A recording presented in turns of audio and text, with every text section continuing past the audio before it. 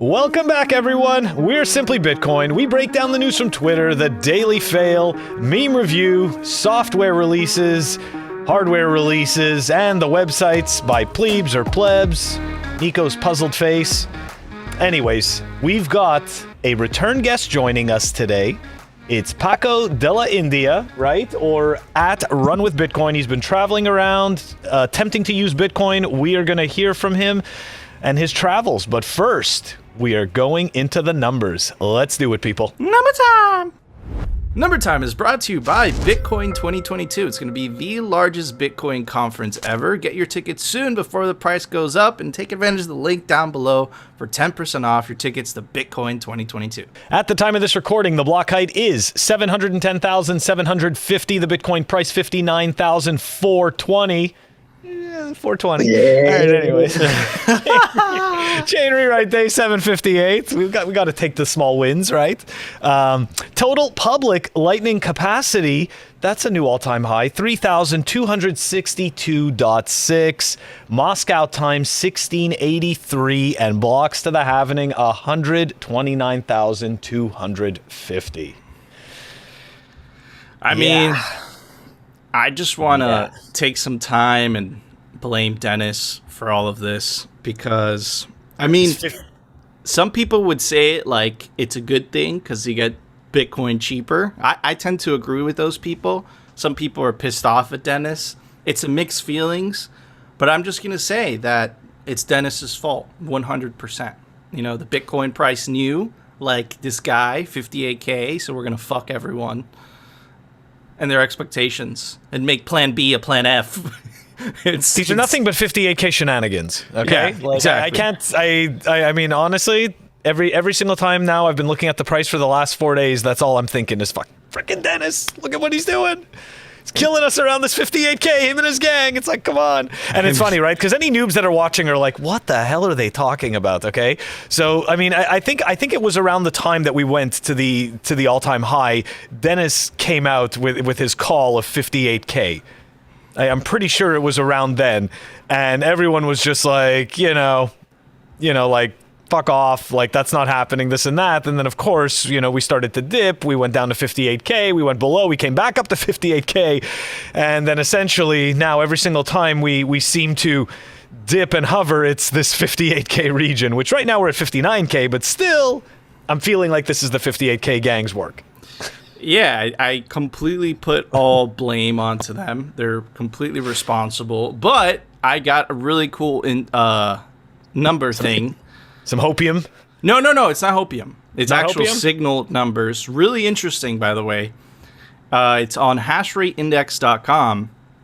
And check this out. The popular rig price, it has the S9, S17, S19, M20, and M30, right? And it tells you their relative price, right?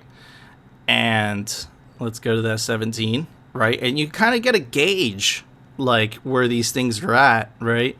And also an appreciation of this hardware, because usually when it comes to hardware, it releases, right?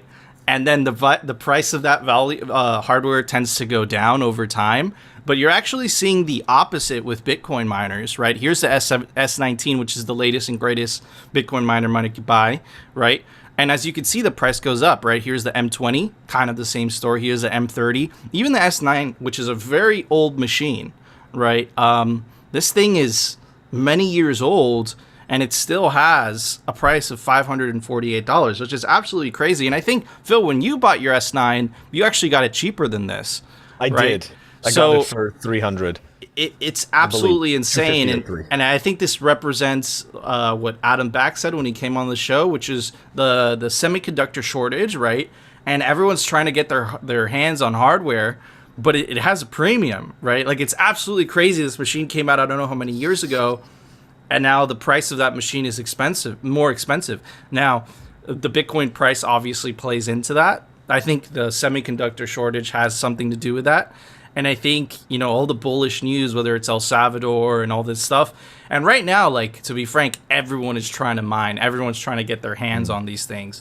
So that's what you're seeing right now. It's absolutely a great time to be a Bitcoin miner. Phil, what are your thoughts? Yeah, man. You know me. I'm not. I'm definitely not in the mining game anywhere nearly as you are, but that's to your point. I have never seen hardware become more expensive over time like that. I've only seen it lose value, and especially being a person who comes from the background of, PC repair and stuff like that. Like, I'd set up these machines, these custom boxes for teenagers and stuff like that, and immediately the thing was already obsolete. You know what I mean? Like, you were buying all this hardware and you already knew it was obsolete, and it was the latest and greatest that you could get, but you knew that, hey, this thing by next year, it's going to be chopped in by 50%, if not more. So this is interesting stuff. I know that, yes, like we're seeing the semiconductor shortage, but at the same time, I think I also would like to believe that it has to do for the demand for the hardware because you can actually mine Bitcoin with it. Exactly. So if you can get access to electricity that's cheap enough, even the older hardware is worthwhile. Yeah, I would stand with that. But yeah. No, I would stand with that. Right about something mining. No, you're like, it's because there's kind of a bleed over also, because you're also seeing this in other like tech hardware products like the Xbox. Like graphics cards are super overpriced because people are using it to mine shit coins and then dumping that money into Bitcoin, etc., etc. So I would like to see, like, if and when these supply chains normalize. I'm kind of, like, the Great Reset is going to come first before these things normalize. I don't know. But it's good for Bitcoin. Everything's good for Bitcoin, especially good for Bitcoin miners. But anyways, Phil, it's time for the Daily Fail. Brought to you by Amber App. Check them out, amber.app. It's Bitcoin made easy. It's the easiest way to buy Bitcoin. Check out the link down below. You know what? I'm growing accustomed to having Yellow here, and I'm starting to miss him. So it's been 2 days since I've seen Yellow. Yellow, tell me something something sexy. You should pet him. Umbrel, the smart way to stack sats. That's right. We've got return offender Barrry Silbert. We've had him as part of the fail before, and I'm sure we will have him as part of the fail again. Anyways, so just to roll over, the profile, right? Founder, CEO of DCGCO, parent of Grayscale, right? So, anyways, he's a co-owner of Grayscale. But anyways, I digress about that. Let's dive into the tweet. BTC max supply 21 million, ZEC max supply 21 million, and ZEN max supply 21 million. And you can see what my response is right below. 2 of those are shitcoins. This is a disingenuous take designed to lure noobs into thinking ZEC and ZEN are like BTC. No, they aren't. Okay? And they aren't, because they both had an expectation of value. That's just right there off the bat. And we're going to dive into some other pieces right now about this. Okay? So first of all, let's dive into Zcash. And I just want to note, okay? I'm not bashing on the technology. ZK Snarks is cool tech. Okay, and if it could be ported over into Bitcoin, it could be worthwhile. So I'm not bashing the tech. I'm just bashing the fact that this is just another shitcoin that doesn't need to be money because it has one feature. Okay. Anyways, and as you'll see here, they've got some of the other makings of the regular shitcoins like Ethereum. Okay, here we go. After the Zcash launch, the Zcash engineering team released a series of upgrades known as the Sprout series. The team also put forward plans of 2 core protocol upgrades known as Overwinter and Sapling. The Sapling upgrade made efficiency improvements and enabling all new kinds of core protocol features. The Zcash Foundation was formed. Sound familiar, like the Ethereum Foundation? I think that's the signal right there. I love how they call it. I love how they call it a foundation, but it's just like it's like the company. It's like the company that dumps on you. That's right. The Zcash Foundation, and we all know that they had a pre-mine, and we know that, if I'm not mistaken, every year there's like a certain percentage of the coin that goes to the foundation. I don't. Anyways, everybody can dive into the shitcoin if they want, but this is the piece we're going with today. The Zcash Foundation was formed in March 2017 with an initial endowment of 273,000 ZEC. That's right. Just boom, here you go. Here's 273K taken from the Founders Reward. There you go. The Founders Reward. That's what they get perpetually. Anyways, the Zcash Foundation organized the Power of Tau ceremony, which was at the time the largest multi-party computation ceremony ever performed. In 2017, enterprise partnerships like the Zcash collaboration with JP Morgan further fueled a wider interest in blockchains and ZK Snark. So see, we've mentioned this in the past, the partnership parade. right? This is one of the typical shitcoiner moves. In order to project the idea that this shitcoin deserves to gain in value, they tell you about all the partnerships. Let me tell you, you can partner with 100 different companies. That doesn't mean that it's bringing any value. Okay, it means absolutely nothing. Just means that they're using your SDK, which is your software development kit.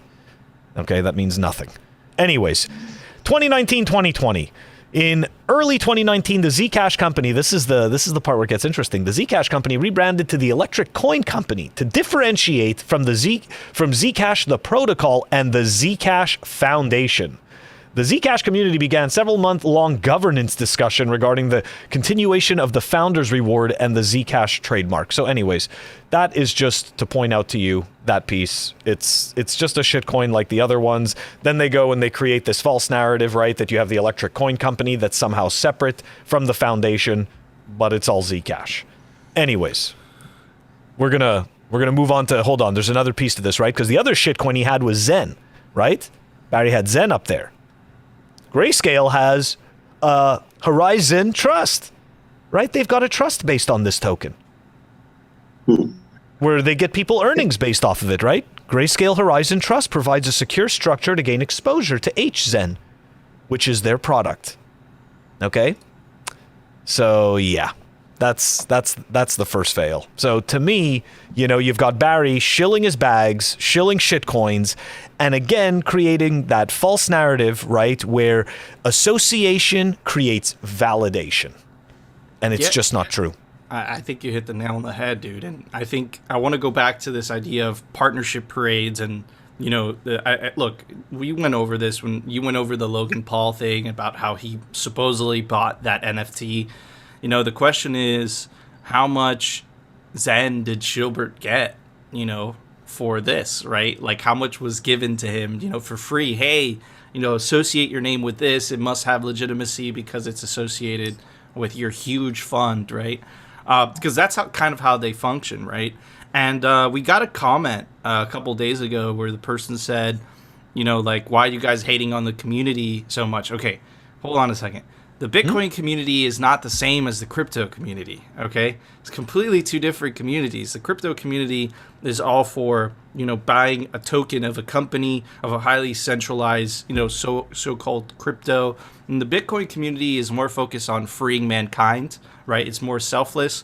You see a lot of the fiat culture in the crypto community. So I would say they're two totally different things. I understand that once you're getting into, I hate using this word, crypto, it might seem all the same, and I think that's where they get you, right? Where Barrry Silbert shows Bitcoin, Zcash, and Zen, it's purposely to try to trick you into thinking, oh, they all have a 21 million cap, therefore they could be equal, right? I'm kind of buying the same type of thing, but that's a false illusion, right? Bitcoin has decentralization, right? It has a hash rate that these things don't even come close to, right? Meaning security, right?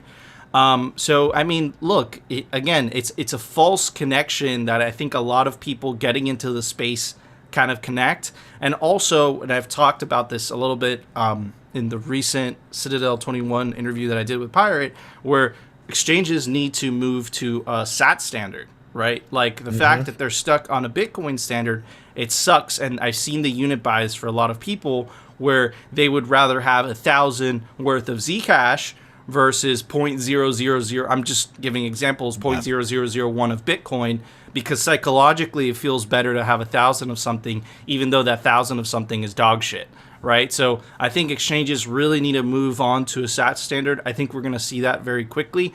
But at the same time, exchanges, like, you kind of have to ask yourself, why haven't exchanges done this already? I put a lot of thought into this. It's because it makes their shitcoins look bad, right? Why would it's like, why would they add Lightning? Why would they add this stuff if it defeats a lot of the narratives they've been trying to shove down your throat for the last couple of years, Phil? But also, just quickly, think of how many fees they make off of the commissions they make off of off of the trading, right? Like, off of people's trading. It's insane. They have zero incentive to add these other things. They have zero incentive to make Bitcoin more appealing in that way. They're not going to get the trading volume that they're going to get on the shitcoins, right? Because the shitcoins are full of hopium. So to your point about that community thing, I mean, look, I get it, man. Like I used to remember, you know, when I first got in, you know, I was sitting there saying like, what the hell, you know, it's like we're all one big happy family, you know, we can go and we can add on to this. And it's like, no, you don't understand Bitcoin yet. You don't understand what this is about yet. And that's why you think that makes sense. Once you understand why Bitcoin, then the rest of that stuff no longer makes sense. Yeah. Unless you're not being honest with yourself. If you're not being honest with yourself, then it continues to make sense. Unless you financially benefit from one of those. That's my point. Bitcoins. But that's my point. I mean, you know, you have to be honest with yourself. Yeah. Anyways. Exactly, Paco. What are your thoughts on this shitcoinery? There are everyone. There are a ton of them in India too now. And they all come down taking the same thing, saying we are decentralized, but they aren't. And what's their use case? Why do they need it? And it's always the same question. I was about a couple of days sitting with a Bitcoin developer, and we were just laughing our asses off on how every couple of minutes there's a new shitcoin coming down. And they all want to be the Bitcoin. And everybody has a face. As I go back to them, Bitcoin has no face. Exactly. It's true. I think that's a really spot on, right? I know that with Zen, it's, I forget the Rob something. And then with Zcash, I forget the founder, but he's super famous too. But these people are still involved. They're still the head honchos, right?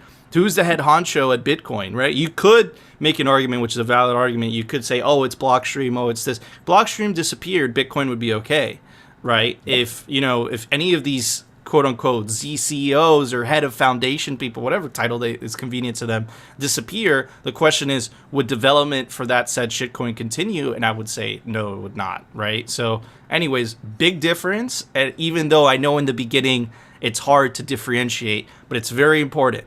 All right, moving on to the next fail. Right? We may remember this character. He quickly joined, you know, the Bitcoin community for a whole 10 minutes and instantly became a joke and disappeared into irrelevance, but he doesn't know about it. Anyways, we're talking about Chris Sky. So we may all remember, right, that Chris Sky was the advocate, right, you know, against the lockdowns, and we're going to fight the government, and we're going to do it with lawyers, and we're going to do it with the system, right? We're going to fight the system with the system. And let's take a look at Chris Sky today. And here we go. What's an NFT? Why should you learn about them? How can they help you in the future? Yes, Chris, shill your bags. Tell us about those bags. Then he gives you a link to his crappy Discord group. He blocked me, by the way, of course, because I had to make a comment about his stupidity. To find out why we have over 50,000 people getting rug pulled in our community, and it's growing every day. Oh, lucky them. Get on the whitelist. Hey, you too can have a JPEG. Anyways, so there you have it, right? Fighting the system, and now he's a shitcoiner with pictures. I'm sorry, that had to be on the fail reel.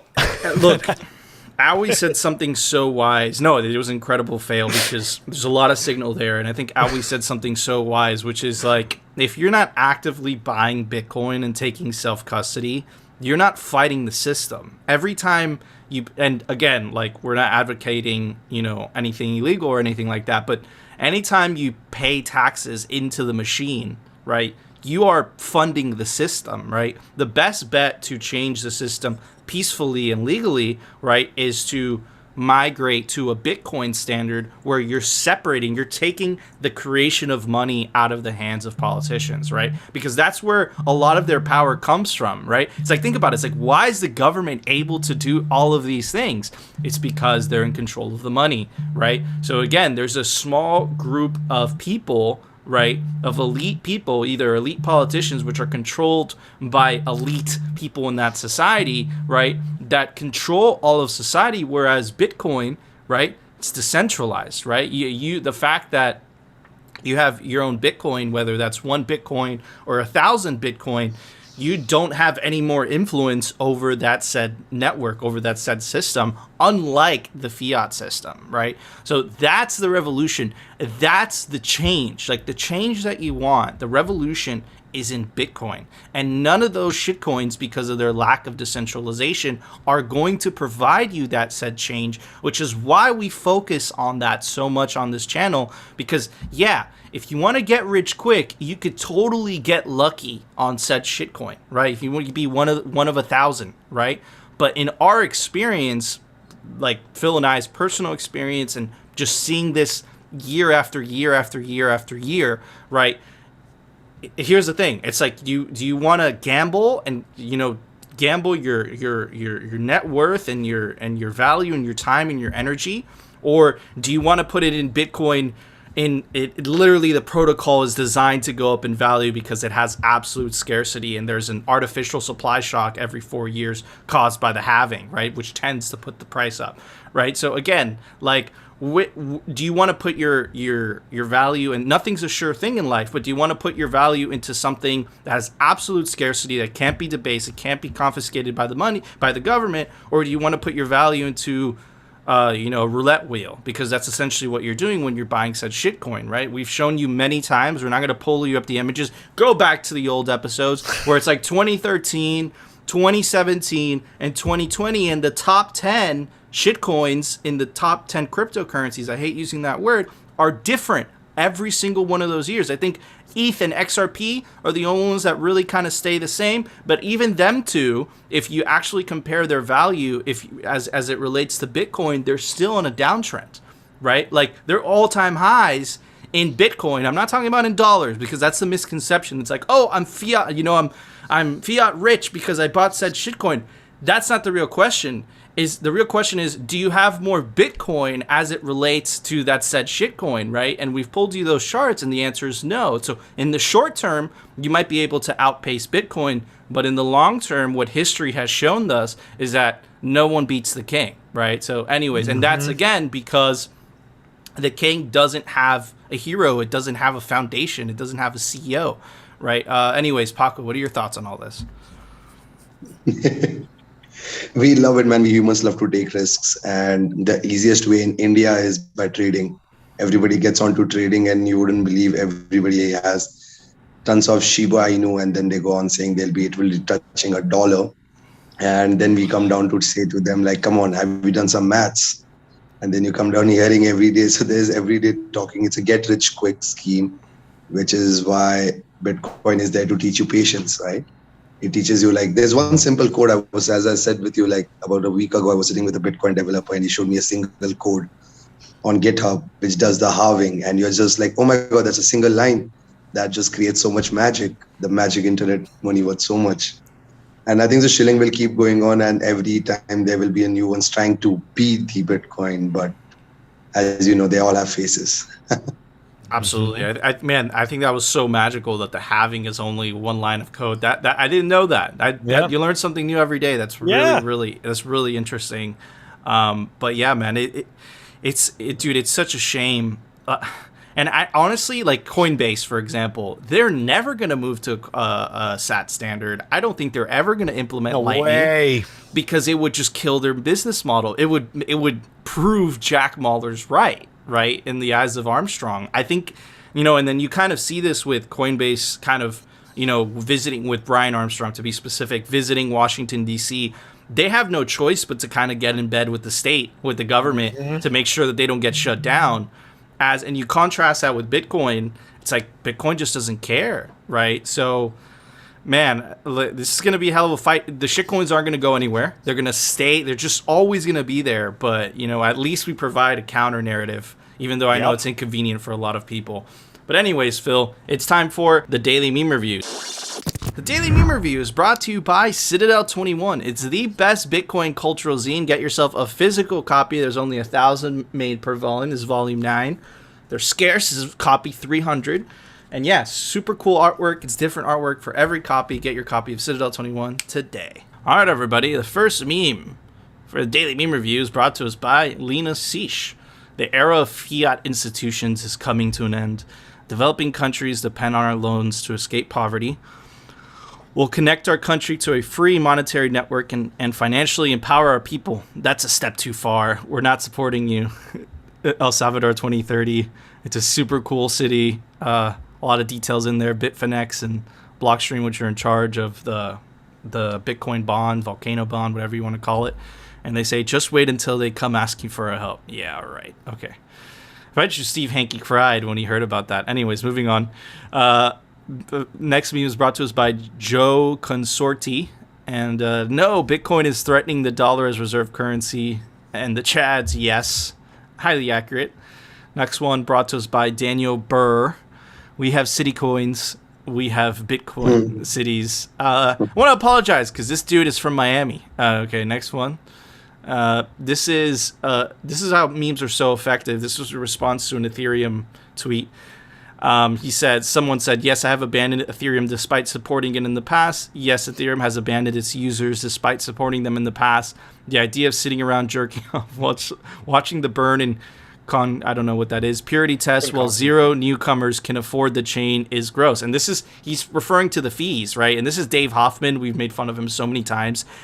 He actually asked for the state for one of the things we actually made fun of him. Yes. It was like something was stolen. He's like, I'm going to tell the IRS on you guys. You know, it really, and his handle, his handle is trustless state, right? But again, like it shows when he has a Freudian slip because the shitcoiners are centralized, right? Think about it, right? So their first, reflex when something goes wrong is let me get the Big Daddy state, to try to enforce something on someone else, right? Anyways, abandoning decentralization is the biggest sin that you can. Okay, yeah, in this space, it's easier to fix fees than it is to fix centralization. And then this is what I was gonna say. Bitcoiner, the Vandelay Bitcoin says decentralization first, the cubes, right? Says Mark Cuban showing off his 1-year-old son's Ethereum node, and it's the Jeff the whole data center exactly, and it's powered by AWS, right? We've shown you the receipts how 70% of Ethereum nodes, like 30 to 70%, are run on AWS servers because they're so resource intensive. It has that infamous chat with Vitalik where he's like, stop the deposits and withdrawals, right? You got to ask yourself, like, if someone has so much influence over the network that they could do some of those things. Earlier this year, we had him, essentially changing the miner algorithm, right? Just at a flick of a finger. You have to ask yourself, if this actually becomes a threat to the fiat money printer, how easy is that to shut down by world governments, right? It's just one person, it's one foundation. And compare that with Bitcoin. But anyways, Phil, for those awesome memes, I'm going to give it a very Phil score. I'm going to give it a USB cable. But it's not only a USB cable. It's a USB 2.0 A to a USB-C cable. Yeah. What about you? Very nice. Very nice. Anyways, look, those were great memes. And I am going to go with an unconventional score, but interesting nonetheless. Going with Baby Groot. Ooh. That's right. Bobblehead Baby Groot. Baby Groot. You can never go wrong with that. And last but not least, Paco. He's 4 in the morning. Where he's at. I'm going to give it a GoPro, guys, because I feel it said the right thing down there. And this is how things go forward by making memes. It is the easiest way to catch any attention. So say things subtle. It's a subtle message down there, which will take time because everybody just wants to make quick money. They don't see the future. It's like your government changing every 5 years. That's like your father changing every 5 years. Hey, just imagine your parents would have thought for you for 5 years. Think of a long term, right? 20 years, 40 years, 60 years. Lots of wisdom. Memes is the best way. Lots of wisdom. Lots of Paco's dropping wisdom bombs today, man. Yeah, that's right. Absolutely love this. But anyways, guys, we want to know, do you agree with our memes? Do you agree with... Yeah, do you agree with our memes? Do you agree with our scores? Let us know down in the comments. Join our Telegram group so you can link us some Bitcoin memes to review because of Bitcoin meme review. But anyways, Phil, it's time for the Daily News. The Daily News is brought to you by CryptoCloaks.com. Get yourself a 3D printed El Salvador colored Bitcoin grenade or in any other color, or get yourself a 3D printed Bitcoin honey badger. Look, it has space for a hardware wallet, and take advantage of the link down below for 5% off your 3D printed thing from CryptoCloaks.com. Okay, so this is kind of like an I told you so moment because, no, this isn't really an I told. This is because these people, they don't know what they don't have an option but to money print, right? So they can't explain this away like they would usually be able to. Anyways, I'm going to shut up. I'm going to let the vice president, first female president of the United States, I might add, for an hour, talk about inflation. Let's see how she feels. Prices have gone up, and families and individuals are dealing with the realities of that bread costs more, that gas costs more. So like, Phil, go ahead. I just quickly want to say, notice she didn't say we. She is not including herself in any of that. It's families. It's other people. Anyways, I'm sorry. Go on. No, I think you're spot on, because these people are the culprits. They're the ones causing the inflation by the record amount of money printing. But she's acting like as if like we can't do anything about. Yes, you can. The thing is, if you do something about it, which we've talked about on this show, which is the taper off, which they never did, right? But if they did taper off, they would crash the economy. They would crash the stock market. So their only choice is to keep printing. And if they keep printing at the rate that they're printing, inflation, right? So this is kind of the crux of it. And you have to keep in mind, whatever you feel about Kamala Harris, right? And we're apolitical on this show. She still has a college education. I'm sure she's smart. She was a prosecutor in California, right? So you don't get to those places, right, without having some level of education. And you're seeing the same type of responses from Yellen, from Christine Lagarde. Christine Lagarde was like, I'm searching into my soul. You know, we did some soul searching to this inflation thing. This is the best type of excuses they can come up with. If that isn't the best Bitcoin commercial, I don't know what is. Phil? I saw somebody comment, she sounds like she's drunk. I thought that was pretty funny, but seriously, that was one of the most ridiculous. I feel like just so unempathetic and just so dismissive. And don't get me wrong, but like, and again, like you said, we're apolitical. I don't really give it. I don't care what party, you know what I mean? Like what party she's for. It makes no difference. Just that kind of, every time I've seen her speak, I always feel as though it's very defensive and dismissive. And to me, like, that is not the kind of person that should have the power that the vice president has. That just like, she actually scares the shit out of me. Like, she's one of those people, you know what I mean? It's like some people are just so insane that like they just scare you, Like you don't want to be anywhere near that train wreck at any point in time. And unfortunately, this person is in a position of extreme power. Yep. So, anyways, she freaks me out.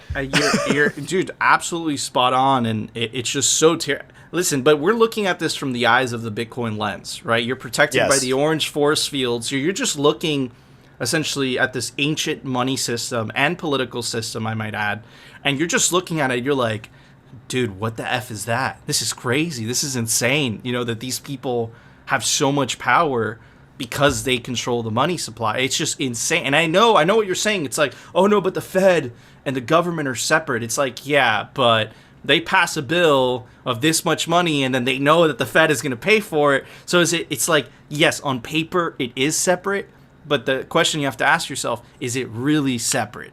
In the beginning, right, like we've always said, maybe in 1949, the Bretton Woods, maybe in 1971 when Richard Nixon like initially took us off the gold standard, maybe you could say the Fed and the government was working separately.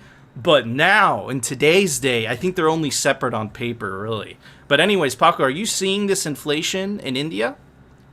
Yeah. I'm just gonna say it was like Miss Harris or Mrs. Harris. She saw a white elephant coming out at her, and she didn't have anything to do. And in India, there's a development is the Prime Minister of India came down live on TV, and he was saying, we as democratic nations need to understand Bitcoin and other cryptocurrencies. So that was a very positive move, which I felt was he immediately differentiated between Bitcoin and other cryptocurrencies. And that is something really nice that's happened in India, because they are running after legalizing this, because it's going nuts crazy. We would have invested somewhere around, India is ranking number 1 in the world. That's what I come to hear from Indian news channels as crypto users. But mostly shitcoin users, I'm telling you, all shitcoins. Oh yeah, I know.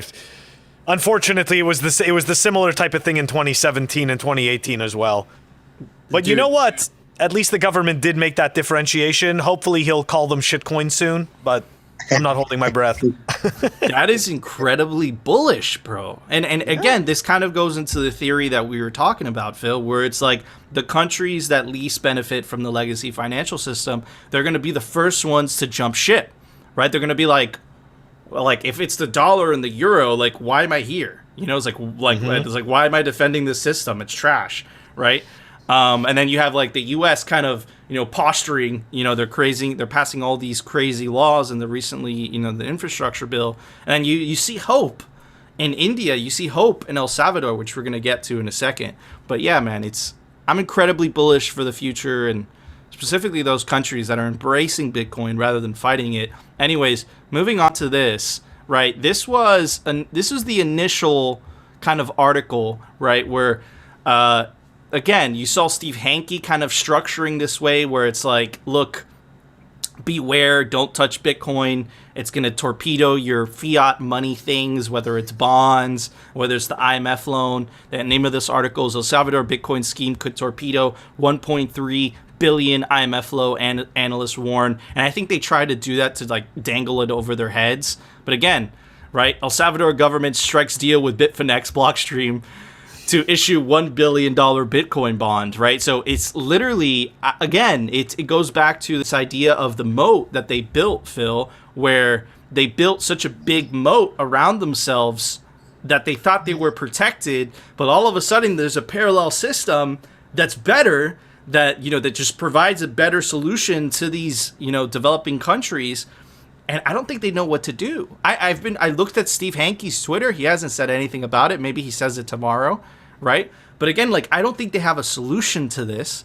But I'm also kind of worried as well, right? Because usually when a country starts doing this, you know, Libya was talking about making a currency based on gold, and all of a sudden, you know, the United States had interest in Libya, and there's a couple other examples as well. Usually when this starts to happen, America's like, that country needs freedom, right? You definitely see the rhetoric. Bingo. You definitely see the rhetoric from the media, you know, calling him like a dictator, but at the same time, there's literal concentration camps in Australia, and in Austria, they want to lock the whole country down. But for some reason, they're not dictators, but El Salvador, that's using actual freedom money, he's the dictator. Really makes you question what's going on. But anyways, what are your thoughts on this, Phil? No, I think you hit the nail on the head, man. It is definitely time for Team America World Police to head on out there and give them some freedom. I mean, and it's so funny, right? Because really what's happening, it's like, here we go. We bring in the army, and it's time for you to take some U.S. currency and owe us everything. Welcome to freedom, you know? And then the Olive Gardens start coming in, and the McDonald's and all that good stuff. So I'm waiting for that moment, dude. And I saw a couple plebs questioning the narrative, like, why hasn't this happened yet? So anyways, just a thought.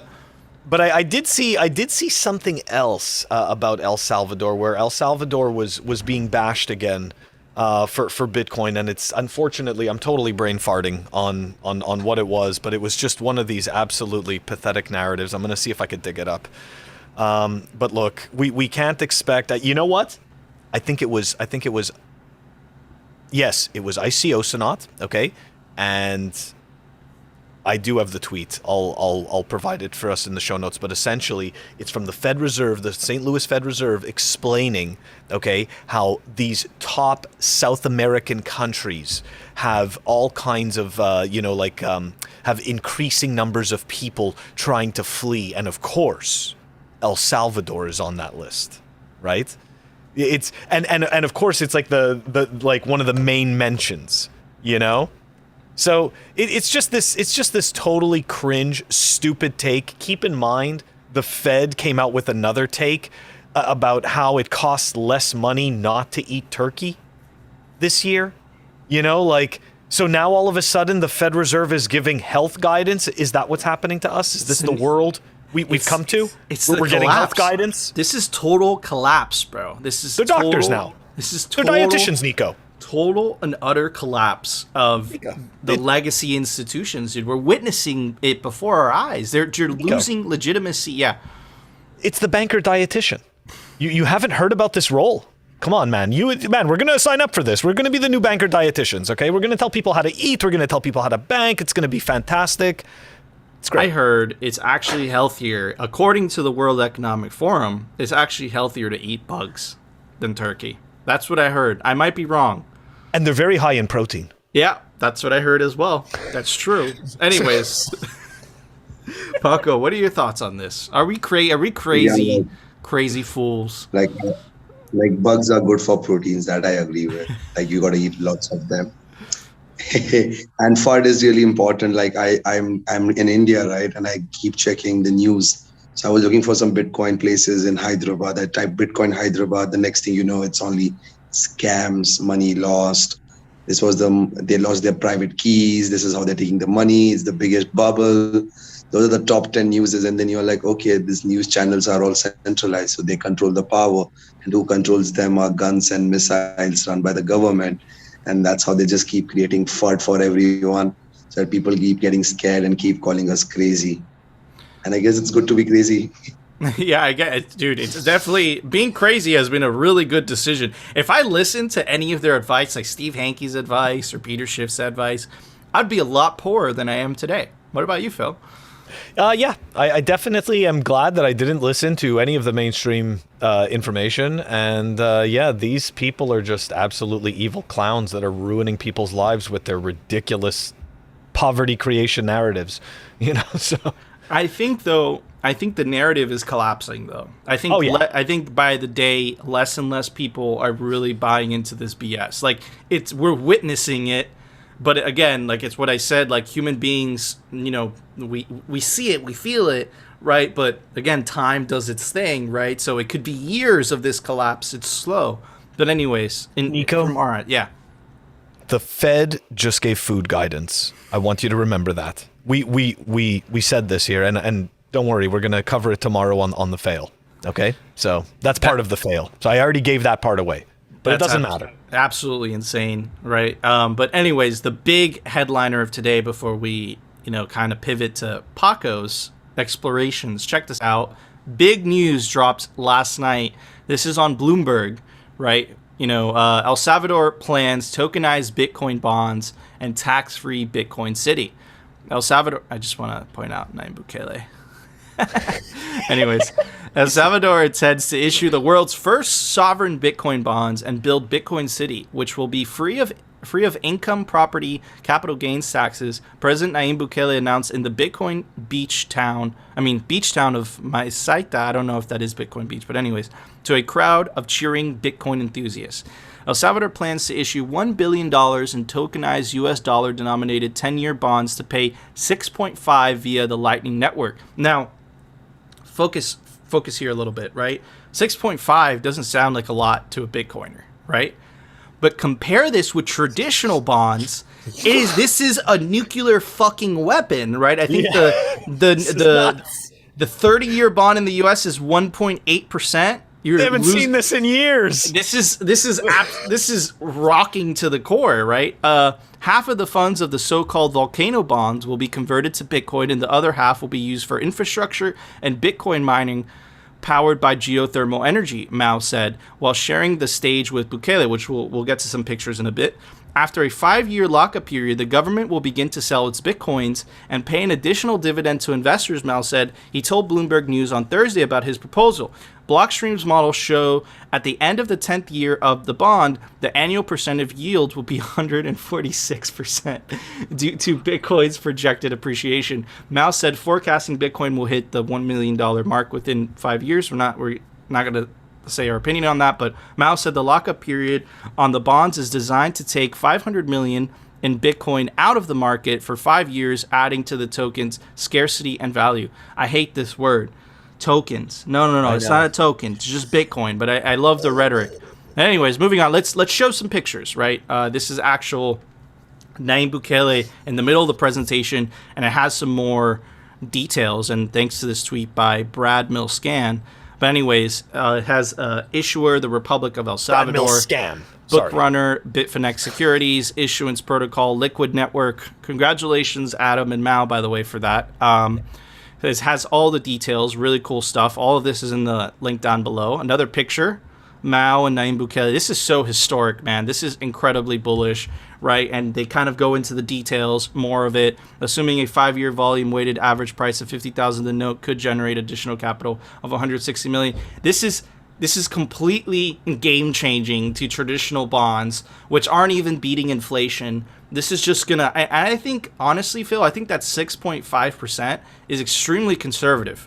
I know. It's extremely conservative, man. So this is incredibly bullish. Now, here's the thing. In the beginning, this is gonna look like batshit crazy town to a lot of traditional investors. But in 5 years, again, this is, to use Jack Mahler's own word, this is a pawn to E4 moment. In 5 years, this isn't gonna look ludicrous anymore, and it's traditional bonds that are going to look insane. And this is going to look sane. So think about that paradigm shift that we're about to experience within the next 5 years, right? So anyways, the last picture that I wanted to show, absolutely bullish. Bitcoin City, Bitcoin as legal tender, 0% income tax, 0% capital gains tax, 0% property tax, 0% payroll tax, 0% municipal tax, 0% CO2 emissions. I think they put this for the climate. Yeah, but anyways, that's right. You get the point. Absolutely super freaking bullish. I did a little bit more research. I think that there is going to be a 10% consumption tax, which I think that kind of makes sense. It's fair, right? So there is going to be a tax, but it is going to be when you consume something. But I think that makes sense, especially since there's a 0% income tax, 0% property tax. But I might add that this is next to a volcano, this Bitcoin City. So, again, it is really bullish, but I don't want to get caught up in, a lot of the narrative, right? I heard from a lot of reports that Nayib Bukele did go on stage and there was fireworks, kind of reminiscence of like a shitcoin Carlos Maza presentership. Of course, this isn't that, but why the extra jazz and whistles and all that BS? It's unnecessary. I think Bitcoin talks for itself. But again, each to each their own. Kind of just want to give two perspectives, but this is incredibly bullish, and this is a 51% attack on the US dollar, on government bonds in general. This is an incredibly strategic move that I suspect has been thought out a lot. And we were actually talking about this, Phil, believe it or not, when we were reporting on the initial IMF loan a couple months ago. We were discussing what we were riffing, like, wow, the IMF has incredible leverage over El Salvador, and this is the Bitcoin response. And man, this is an incredibly intelligent response, and I don't think they have anything to combat this unless they start playing unfairly, kind of under the table, which they already are. So is the rhetoric is the rhetoric going to increase? Is the US want to give them freedom?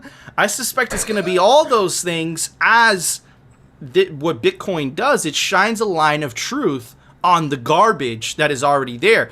Bitcoin isn't a threat. What it does, it just highlights the dog shit that was already there. So is it going to do the same? I suspect it is, right? And I suspect, Phil, and I know this is a big statement, but I think that this is going to change everything, because all of a sudden you have a developing country who you would see as poor, right? It doesn't really have a big population, and all of a sudden their bond outperforms the U.S. bond, which is the staple. It's considered the staple of the legacy financial world, right? So that's a tough narrative, to be honest. And there's definitely going to be a lot of, clashes to try to, like, don't look over there, look over here. Anyways, what are your thoughts, Phil? So look, right? Like, I mean, don't forget, what's about to happen, okay? Because this is inevitable, right? It's exactly what you just said about the bond, okay? We just had a situation that validated a whole bunch of money printing, okay? And the continued money printing. But you see, the thing about this is that you need to continue to have these situations to validate this money printing, and we need to print more. So there's we're definitely gearing up for freedom time. Okay, like it's definitely almost time to give some countries some freedom. You know, so I unfortunately, like we know, you know, like because let's face it, at the end of the day, how many hands do they have to play, and what do they have in their hand? We just went through COVID. What else are we gonna do? Market bubbles and busts? We've already had them, right? Printing money to save the banks. We've already done that. What other narratives? Well, we can print money to for the student loan bubble, which has been bubbling up that people don't seem to mention anymore, but still exists.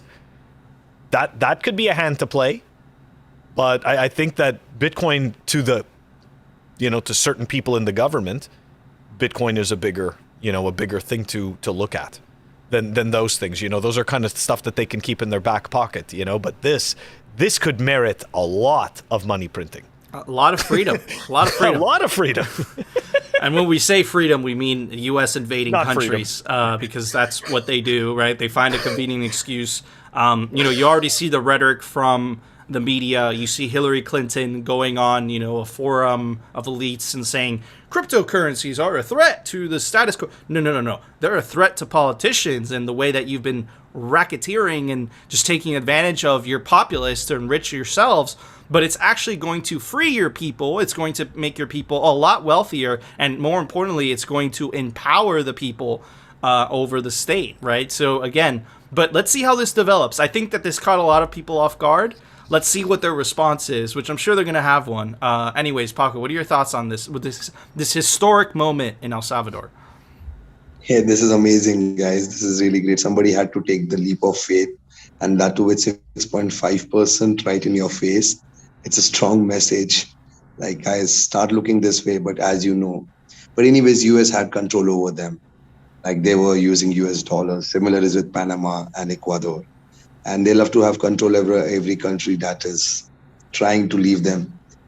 And this is going to get into a bloody war. It's going to be crazy financial war. Mm-hmm. The IMF will be like, you have to pay our money. And we'll be like, here, take our Bitcoin. Yeah, dude, it's going to get crazy. And, The Confessions of the Economic Hitman is an incredible book. And it talks about all these economic wars that are in the shadows, right? You think they don't exist, but they do. And, the U.S. leverages all their three-letter agencies to try to do some shady stuff, to try to get these countries really, to try to really keep the hegemony of the U.S. dollar alive, really. But anyways, to kind of add the last two tweets before we pivot to Paco, I just want to give a shout out because I think this is incredibly bullish. First of all, this is crazy. Max must be on cloud 9 right now. Special thanks to Max Kaiser for inspiring volcano bonds. And that's the president of El Salvador essentially giving Max credit. That's fucking insane. Huge. And then this is a really interesting tweet by Gigi. It says, sovereign individual thesis playing out right before our eyes. And what he's referring to is this amazing book, which I highly recommend. It's called The Sovereign Individual.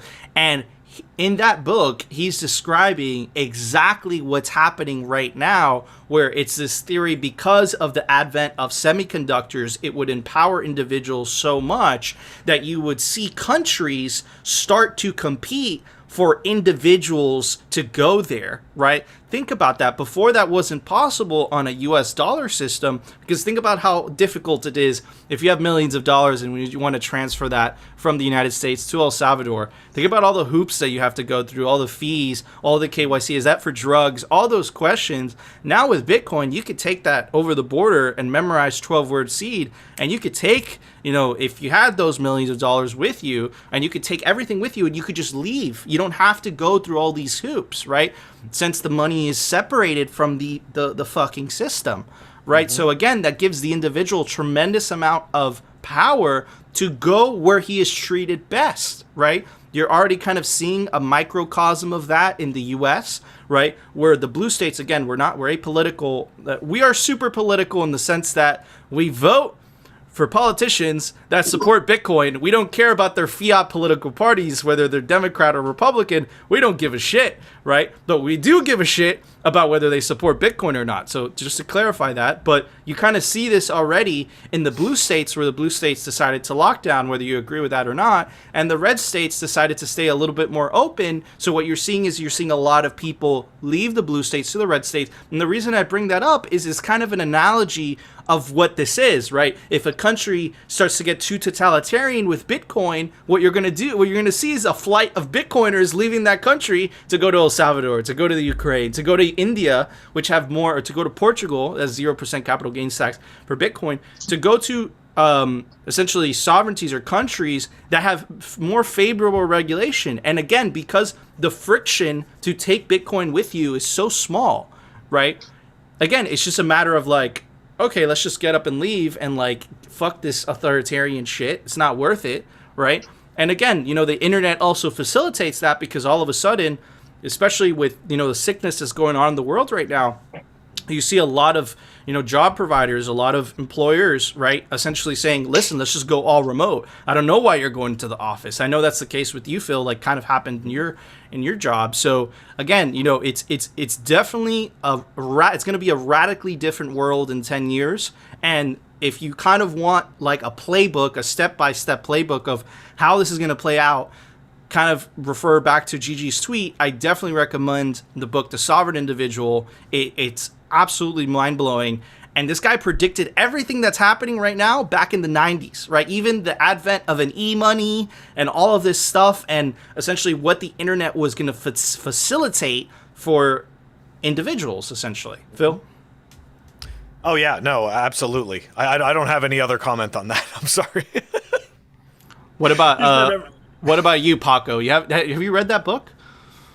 Nope, I haven't. There's a new one. I just got the book of Satoshi, and I was just reading the writings about him, and this is something new. And Gigi is really well respected, so anything what he says, 21 guy is, and obviously you have to read about this. And it's all about that freedom, but people don't want freedom. They want control over their life, because they want to go back crying to someone, to blame to someone. Like on the Indian news channels, they debate and they say, who's going to take the blame? Who's going to save us? And as if like there's going to be some Jesus Messiah that's going to come down and he's going to be like, hey guys, this is the way forward. And there's still a long way to go, but it's going to be crazy over the next 2 decades. That's what I see. I completely agree with that. It's going to be absolutely crazy as we're transitioning from the industrial age to the information age, right? And I agree with that. And it actually mentions this in the book as a large percentage of these, to use the book's own language, democratic welfare states, a large percentage of those countries that are used to the benefits of the fiat money prints are going to be like, fuck those people, those Bitcoiners, they suck. What was that guy, Dave Troy? It's like they're right-wing extremists, like all this crazy rhetoric. They're going to use all of that. And they're going to blame Bitcoin for their failures, right? You already see Hillary teeing this up. She's already testing the waters. It's like Bitcoin is responsible for the collapse of the fiat system. It's Bitcoin responsible for the collapse of the dollar. Like, dude, it's Bitcoin's the way out. The dollar's been collapsing, right? So Bitcoin's just a very convenient exit door that you guys hate because it takes power away from you. So I agree with Paco. We don't blame the lifeboats. Yeah, exactly. The Titanic's sinking, and it's like, those lifeboats, why are they there? People should go into the icy waters and wait for us to rescue them, So anyways, Paco, I kind of want to pivot to you because I know we had you on a couple months ago where you were essentially starting this journey of traveling. I know it's been hard with the sickness going on and stuff like that, but I want to kind of give everyone an update. How's that been? How has your experiences been? And just kind of remind everybody, you said that you were going to do that trip with Bitcoin only. So kind of bring us up to speed. All right. Hi, guys. Namaste, everyone. Thank you to the Bitcoin community. Like, it's been possible. Today's day number 67 as I speak to you. And I have been just using Bitcoin. I think so I would have opened over 50 blue wallets, given over 10 paper wallets over this period. And all this was possible just because of the people I was meeting. And as I started off with just hardly, if I would put it down, like less than 500,000 Satoshi. So I just had 500,000 sats. And then people just came down and started contributing. And things just started catching momentum. I've done now 16 cities in India. I've been to UAE. where I met most of the crypto, what do you call, influencers. So there's a huge difference that I came to see between the crypto influencers and the Bitcoin influencers, and got to understand it so much more. But like, yeah, I got my haircut on Bitcoin. I got myself a burger on Bitcoin. I got myself a coffee on Bitcoin. I got myself shots on Bitcoin, sushi, taxi, flight tickets, bus tickets, train tickets. I practically got a meal. I paid for my guide on Bitcoin. I paid for a laundry on Bitcoin. I got shoes on Bitcoin. And I'm just been giving it about like, it's all possible because every time or the other, somebody is ready to accept it. So it is an acceptable asset in India for sure. That's something that's come out clean. And in Dubai, it was much more about like how people are. It's free country, guys. That's the place where nobody questions you. They don't question how you get your money, and you can use it. And it's going great. I got a lot of contribution, but still falling short because my international starts. And because as I was trying to get in touch with Bitcoin only companies, I got a lot of offers from a lot of coins. Like last night, I got a message from Matic, Indian coin. And they were like, we can support you, but you need to have some Matic angle towards it. And I was like, I'm so sorry, I won't shill any other coin. Thank you so much. And there were just like a lot of shilling his offers are coming out. And I'm just like, this is so much money. There's just so much money they offer. You know, they offer me $2,000 for a bloody tweet. And I was like, but then that tweet would be gone. Like I would, if I'm sitting somewhere in Tonga, those guys will like beat the shit out of me, the Bitcoiners. And I was like, no way, my journey's just started. I don't need this money. As I started with hardly 500,000 sats, and I'm here doing this for 67 days because people really believe in it.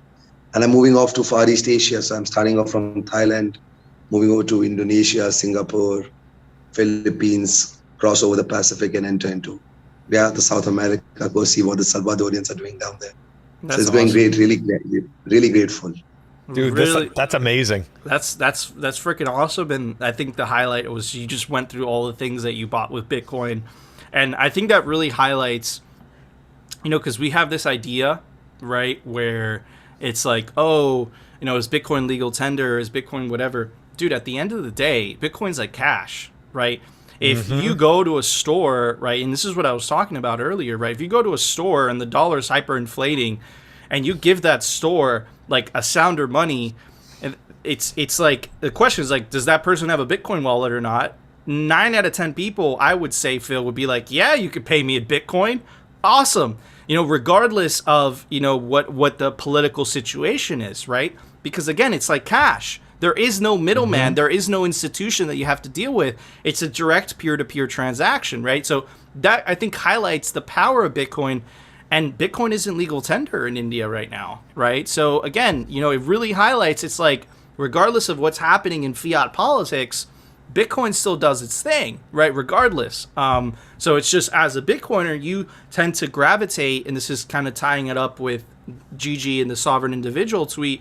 You as a Bitcoiner, it gives you tremendous amount of power to vote with your feet. Just go where you're treated best, you know? And then what's going to happen is, Phil and I have been talking about this so much, where it's going to radically change over time. There's going to be slow, where governments all of a sudden, they start working for you rather than you working for them, right? Which is kind of the situation that we see today, because they control the money printer.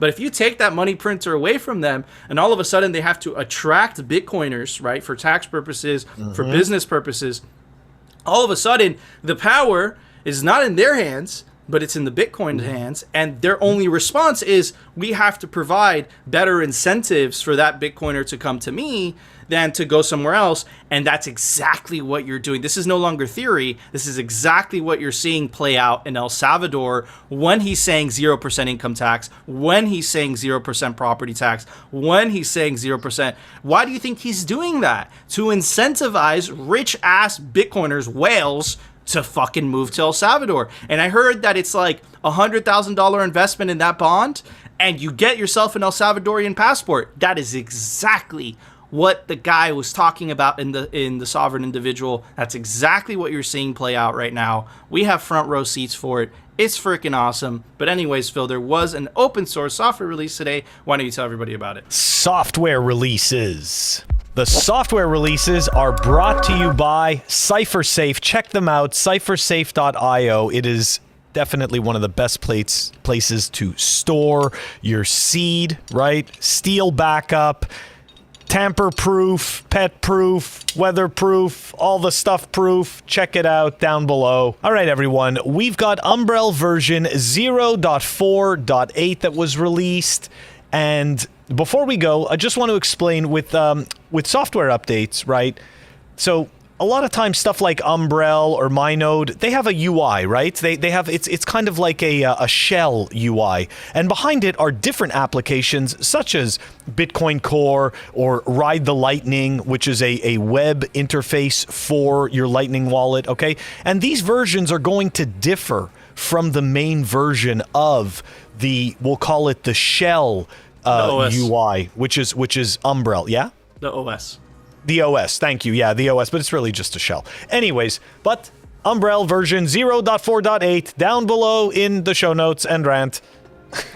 Awesome, thank you, Phil. No, it's good. It's good to learn something. I know we had some comments in relation to that, so it's good. But before we go, guys, I want to give a very special shout out to our awesome guest. You can go follow him on Twitter and support him at Run With Bitcoin. His name is Paco de la India. Super cool stuff. We're definitely going to do an update episode. Let's see, he'll probably dye his hair orange by then, in a year from now, or in a couple months from now. See where fucking Paco's at. He's probably going to travel the whole world. Really cool stuff. But anyways, guys, if you enjoyed the show, you know what to do. Smash that like button. And of course, you want to continue hearing the Bitcoin news and the catastrophic fails.